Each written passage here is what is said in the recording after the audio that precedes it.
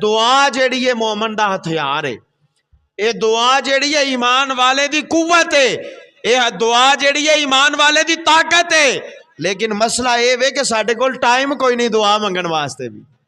Problem ये वे कि साडे कोल वक्त कोई नहीं हैगा। असी अज नमाज तो बाद अगर इमाम साहब 10 सेकंड की दुआ लंबी कर दें तो असी आने इन्ना टाइम तो नमाज से नहीं लगा जिन्ना दुआ ते लग गया है।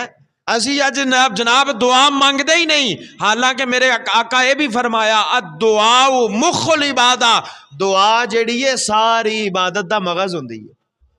सारी इबादत का मगज। इबादत बेशक थोड़ी कर लो लेकिन अपने रब की बारगाह के अंदर दुआ जिहड़ी है गिड़गिड़ा के ते लंबी करके मंगिया करो।